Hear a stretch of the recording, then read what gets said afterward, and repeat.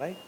So, the pestle analysis what we are talking about is, again, if you were to take a look at this: political factor, economic factor, social factor, technological factor, environmental and legal factor.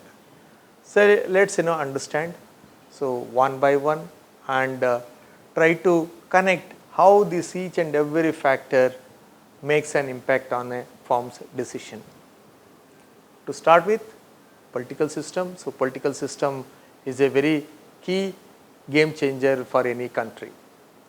So, we have 2-3 models right across the world. One is communist, where few countries have embraced that one, China and Cuba and all, and others like the capitalist like US and all, and India has adopted the mixed economy system, where both public sector enterprises and private sector enterprises also there in the this one. And even in the political system, it is the democracy and the electoral system all depends on the stable governments. If you have the better and stable political system, so that increases the business confidence, and the more and more investment will be made by the domestic entrepreneurs, businessmen, and also the overseas or the foreign businessmen. And it also creates some sort of ecosystem, the stability of the government. So, the confidence levels in the economy brings in only through this political system. So, we have seen so many countries where because of the political system nobody is willing to make any investment. If you take our own neighbor, Pakistan, so because of the poor political and unstable political system, no businessman would like to go and invest. And if you have to take the same example with Afghanistan, also the same case, because there is no political system exists.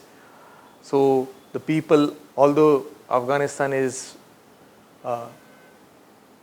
has got so much of natural resources, and but due to the political system and the unstable or any other system, so people are not ready to go and do business over there.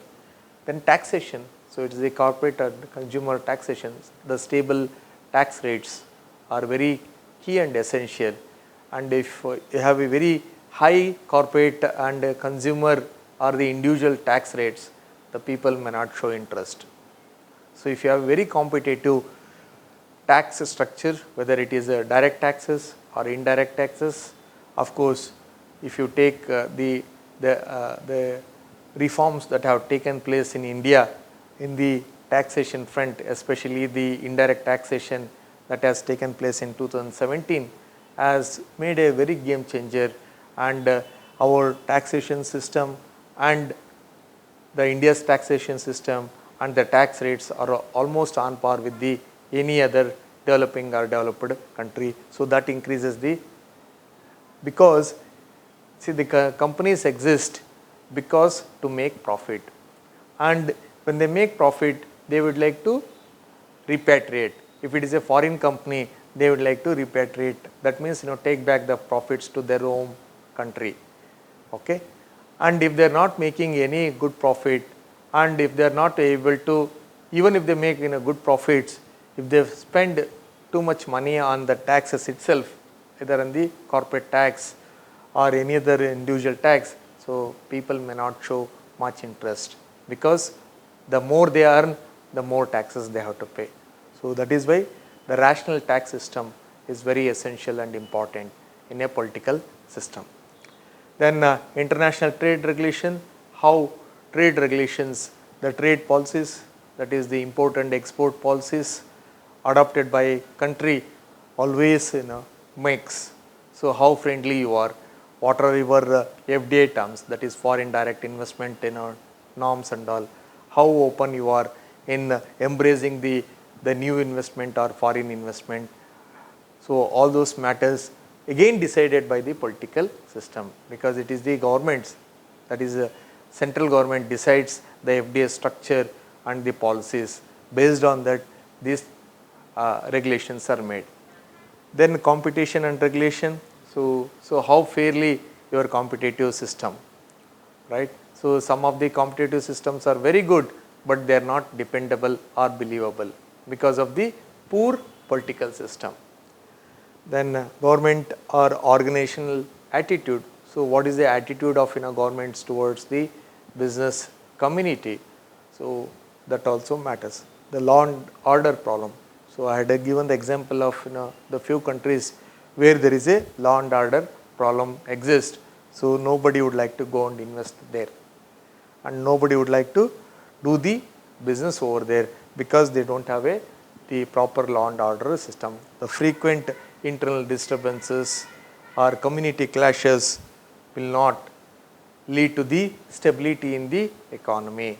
So that disturbs the investment and in turn loses the confidence in economic system. Then foreign relations, how the relations are maintained with the neighboring countries or with the faraway countries also defines the political system. Because if a country has got good relations with their neighbors and their the countries, so then the host countries or the foreign countries, they will also encourage their businessmen, their establishments to go and invest in the host country. Then coming to the second point, the factor, that is economic factors, the economic growth. So what is the overall growth of the economy? So that is measured in terms of the GDP. If you have the better gross domestic product growth, so that indicates the overall good picture about the economy. So GDP growth is the one of the key factor in measuring or determining the economic growth. Then comes the monetary policy, such as the interest rates and the inflation rates. So any country would need a very stable interest rates and a stable or very minimal inflation rates, so that they will have a confidence and all. So if you have to take a look at Venezuela and Argentina and all, their inflation rates are very high. So that is why it loses the confidence of the overseas investors and nobody comes to stay there. So it is running into in multiple 100 times and all those things.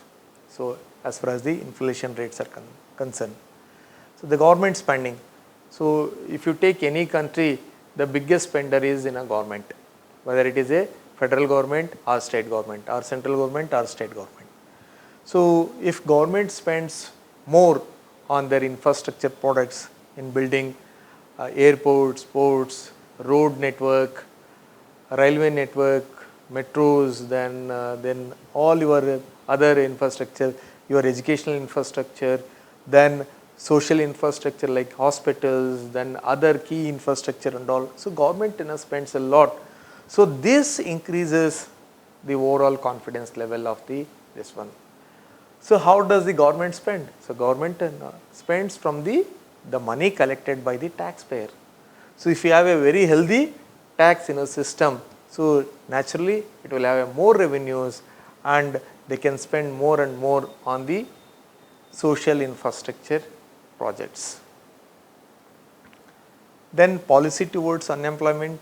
So the minimum wage rates, then what are the unemployment benefits and the grants received by the unemployed people, and what are the measures that will lead to the increase in employment levels, everything matters. If government spending and employment levels are directly in proportionate, because as I said earlier, government is the single largest spender in any country. If it doesn't spend, so then it will not create employment opportunities. So the employment opportunities are directly proportionate to the government spending.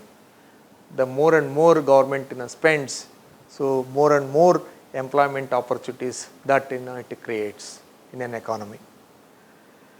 Then the taxation, the moderate amount of taxation, so will have an impact on the consumer disposable income, incentives to invest in capital equipment, corporation tax rates and all those things. So if you have a higher tax structure, tax rates, so that will be that will have a minimal amount in the hands of consumers. So then they will also have a lesser disposable income and they will not be able to spend. So if it has got a better tax structure or tax system, so then the consumers will have a better disposable income and in turn they will also spend. If they spend more, again the tax collections from the indirect taxes increases and again it leads to the snowball effect of the economic activity. So if they spend more, there is a more and more demand for goods and services, and more demand for goods and services will create more and more opportunities, more production, more employment, and again the more tax collection, more spending, so it just goes on. Then exchange rates, the effects on demand by overseas customers, effect on cost of imported components. So the stable exchange rate is very important to maintain the healthy balance of payments impact on a country. So any country cannot say that they are completely independent or they are not reliant on any other country. So country needs both imports and exports. So that is where the exchange rate matters. If it is a very stable exchange rate, so it will have a very positive impact on their foreign trade. Then inflation, the effect on cost and selling prices. The higher inflation rates are not too good for any country. Then stage of the business cycle, effect on short-term business cycle performance. So as we have seen, the business cycle is what is the as we understand, it has got introduction, growth, maturity, and decline. So any business cycle will have this normal 4 phases, and that determines what stage. If somebody is in the growth and introduction stage, so then they will have the better prospects than in the decline or maturity state. Then economic mood, the consumer confidence, all determines the economic factors. Then coming to social factor, so that's the income distribution, change in distribution of disposable income. If people start earning more and more, so they will have a higher disposable in their hands, so that they can go for impulsive buying and spend more and more. And when they have more and more disposable income, so then they can also spend more and also save more also. So then the next one comes the demographics. Demographics is the biggest the factor as far as the social factor is concerned. So the age, the structure of the population, the gender composition, the family size and the composition, and changing nature of occupations, everything defined by demographics. So if you take India as a India's demographic pattern, so India is called a world's youngest nation, because more than 60% of our population is less than 35 years of age. So there so that is why we are in the most of the countries, and they say 21st century belongs to India. That is only because of the demographic. And if you want to reap the demographic dividend, so that is only possible because of our young population. And looking at the family size and composition, 20-30 years ago, our families were all the joint families, but due to the changing demographic nature and the movement of labor from one place to another, so it has led to the split in the joint family structure. So the family sizes have become reduced to the nucleus families. So that creates more and more opportunities. People go in search of jobs to the the metro cities or the tier 2, tier 1, tier 2 cities, and they live in a house and they purchase a new home or new apartment, and again they start buying the new things like refrigerator, washing machine. Then it leads to so many, the chain link leads to the supporting of the so many industries. If somebody constructs a house or purchases an apartment, so that directly or indirectly supports more than 100 various industries, including cement, steel, then whatnot, so various other things.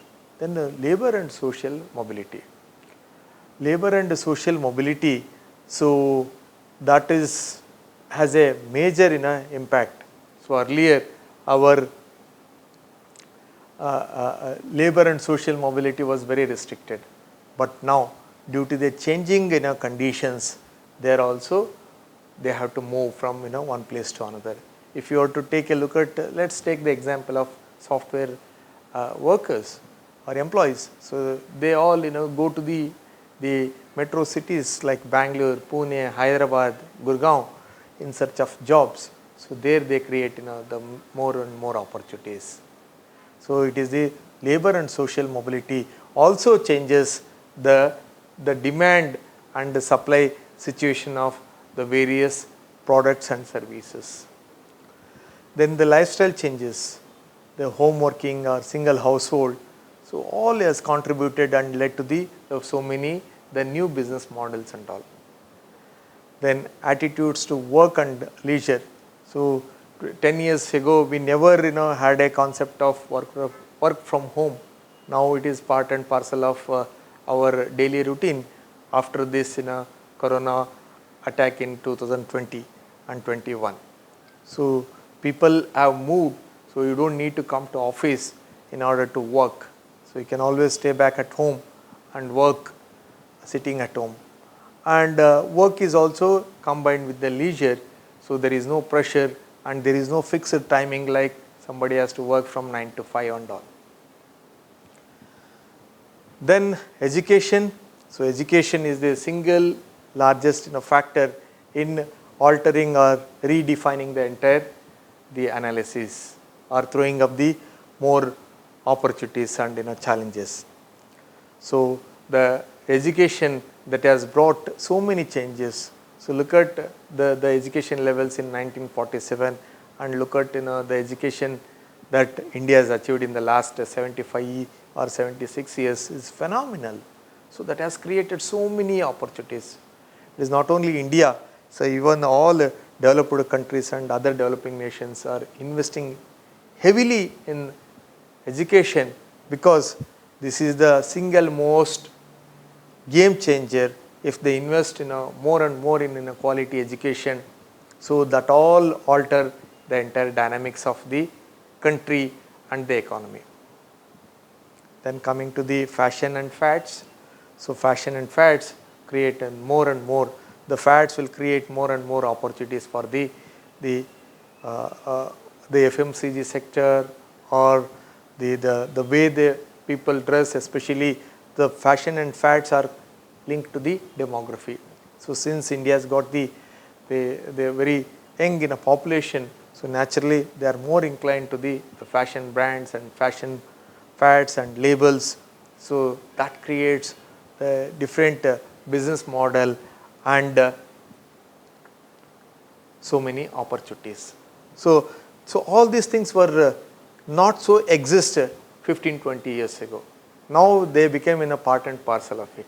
So that is why scanning the environment, the external environment continuously always gives various opportunities and brings in more and more benefits to the organization. Then health and welfare. So today's population has become health conscious, and that is all because of the changing lifestyle and working conditions. Now the people are more stressed and they all embrace yoga and alternative therapies, and even if they are sick, so there are various other healthcare benefits that are available both in the public sector and in a private sector. So many corporate hospitals have come in the recent past because there is a growing health concern amongst the aging population as well as the young population. Then living conditions, housing, amenities, pollutions, all causing or throwing up new challenges or the new opportunities as far as the social factors are concerned. Then coming to the technological factors.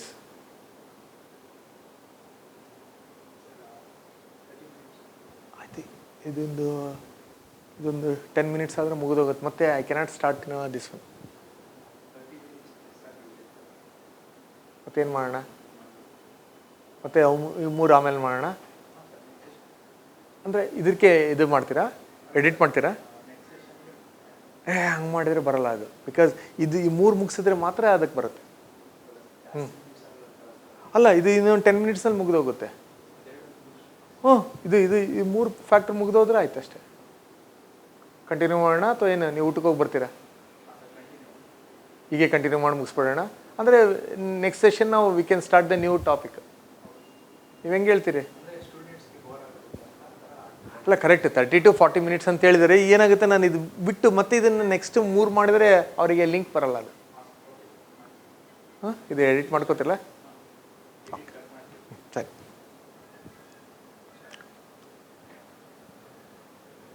So now let's understand the technological factors.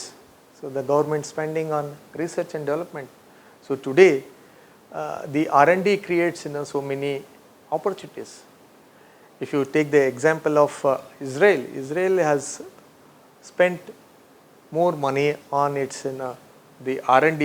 So that is why now today it has got the cutting edge technology as far as the horticulture products are concerned, water treatment technology or water purification technology or defense technology or virus technology. They are the second to none across the globe because of its spending on the research and development.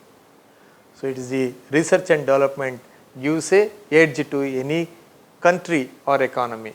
So what is the overall R&D culture in an economy also determines the technological prowess that a country enjoys.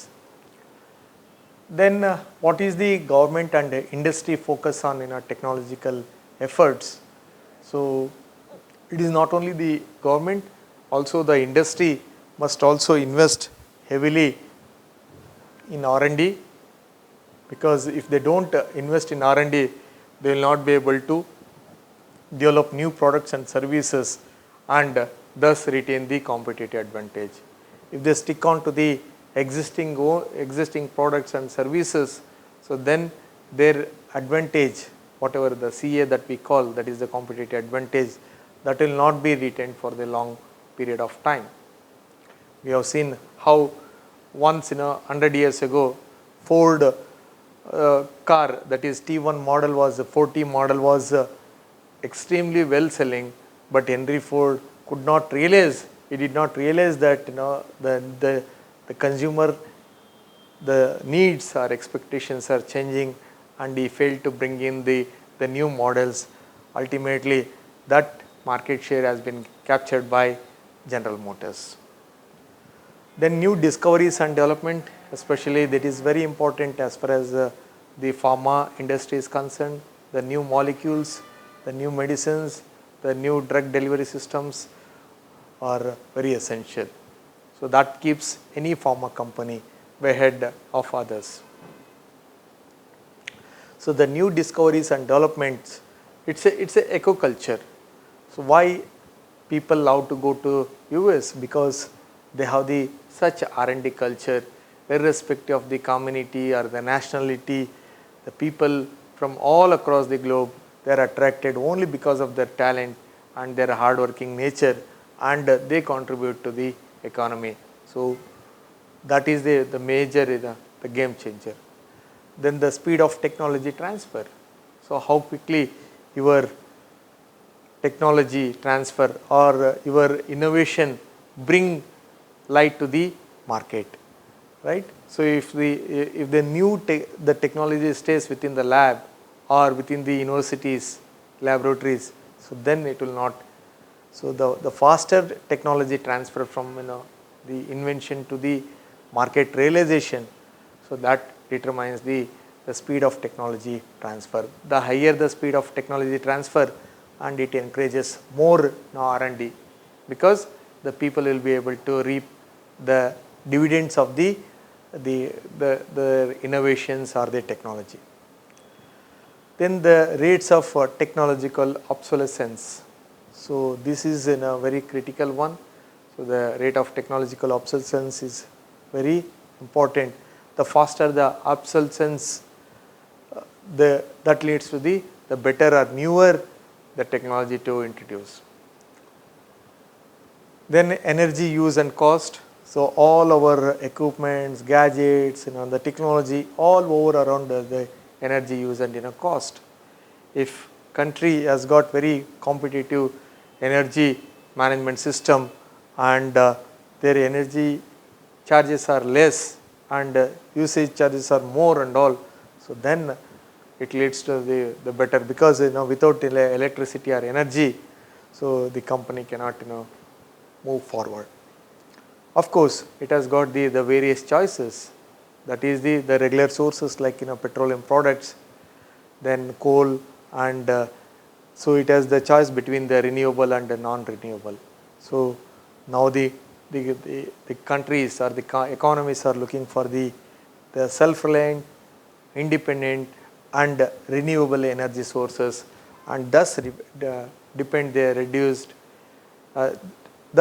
the dependency on the regular sources like petroleum products and coal, because they are harmful in nature, and in majority of the cases they have to depend on outside, that is foreign countries.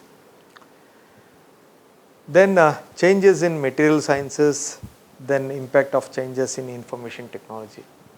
So if you have to take a look at the IT industry 20 years ago and today, so it has seen phenomenal changes.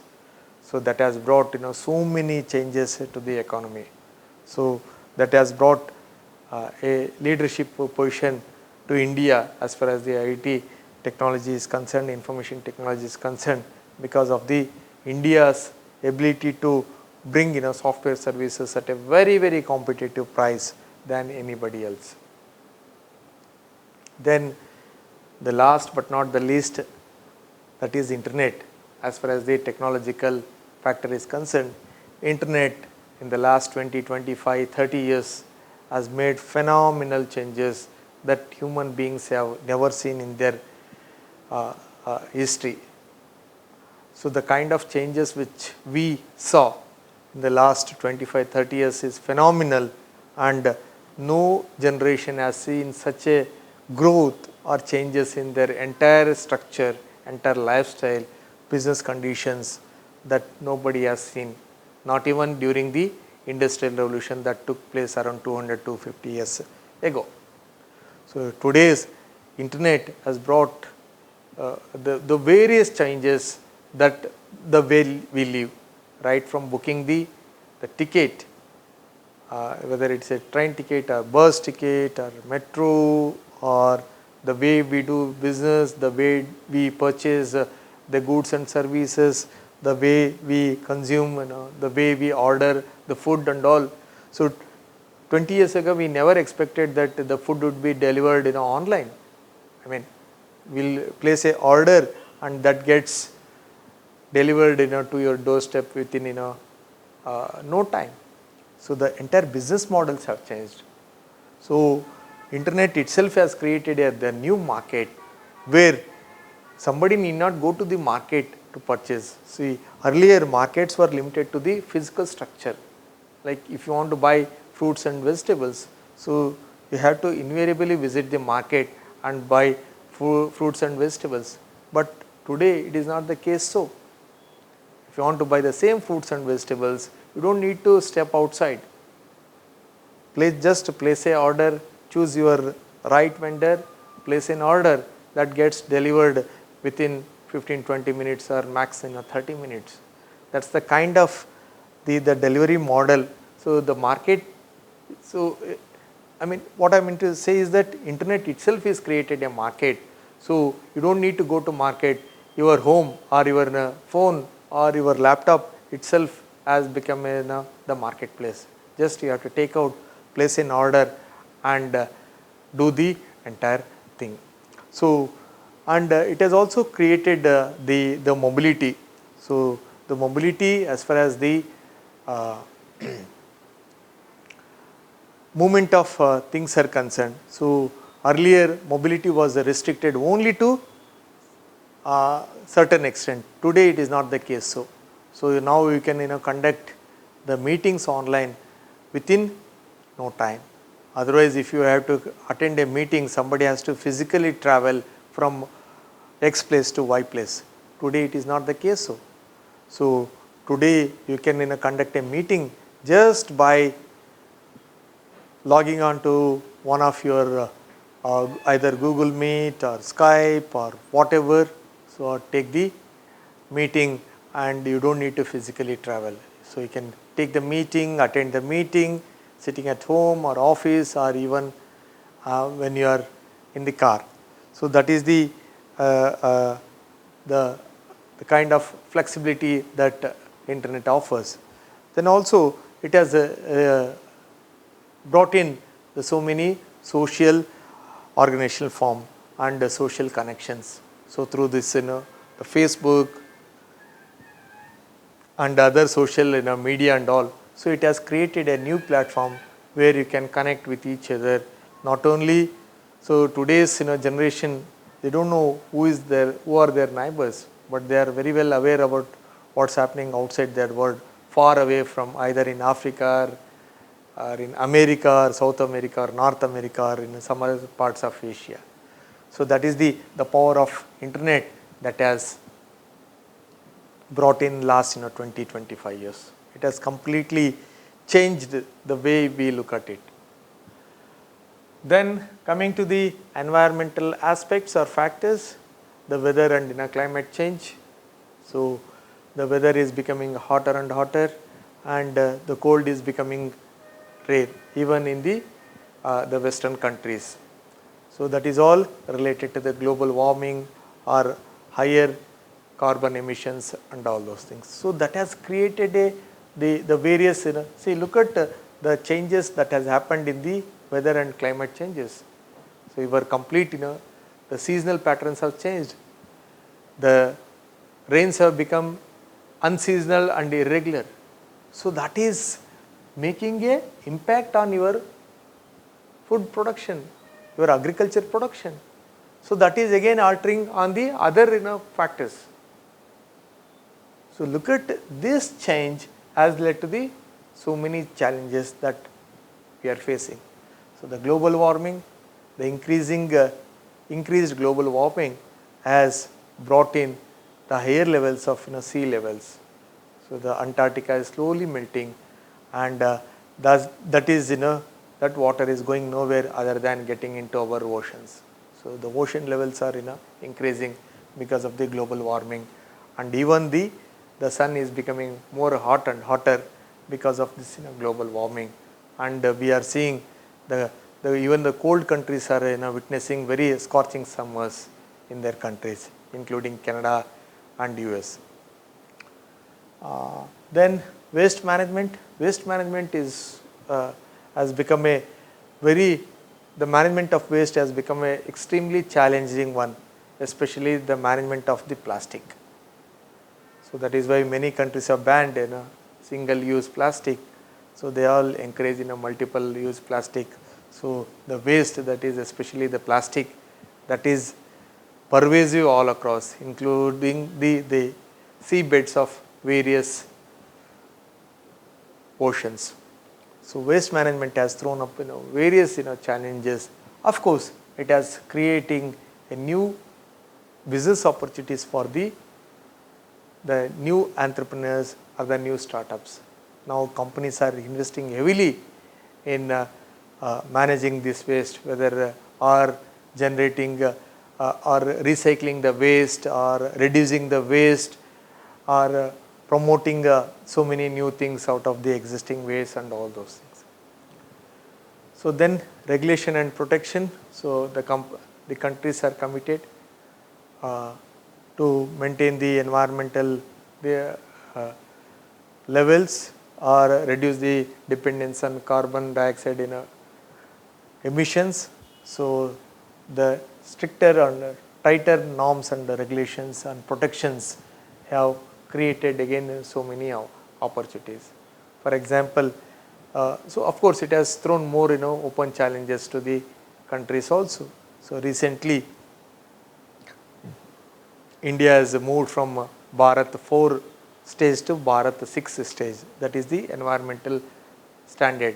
So where the efficiency of the catalytic converters, so that reduce the the carbon dioxide or the toxin emissions in the atmosphere because of the tighter regulation, because India also says that it has committed to the tighter regulatory moves and they are intolerant to the environmental degradation. The last but not the least, that is the legal factor, the local and business laws that the country has got. Alright, so what is the kind of business laws that that has opens up, whether it is fair or it is favorable only to the domestic companies or unfavorable to the foreign companies. So all these factors defines or depends on the country. Then IPRs, that is intellectual property rights. So why people are not so heavily dependent on IPRs, especially the companies who are working in China, because China is, although it offers it's called manufacturing hub for the entire world, where it has got the very excellent relations and has got the upper hand with 120 countries as far as the balance of payments are concerned, because they don't give respect to the intellectual properties. They want to only produce, and anybody can copy anything without, so they are not brought to the books even if somebody copies somebody's IPR and all. So protection of IPRs increases the business level in a confidence and brings in more confidence in the economy. Then employment laws. So what are the employment laws? So normally companies will have the hire and fire policies, but how a country has adopted its own employment laws, that matters a lot.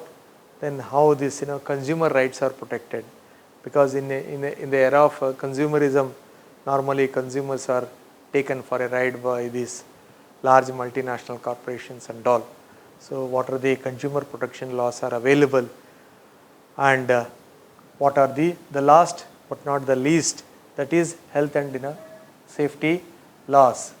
So what are the health and safety laws, especially the FSSAI norms in case of packaged food and all.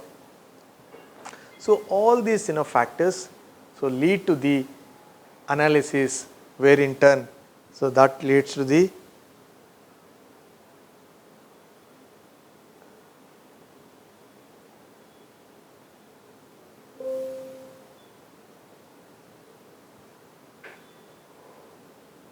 all the political, economic, social, technological, environmental and legal factors determine what are the threats and opportunities that are available within the external environment.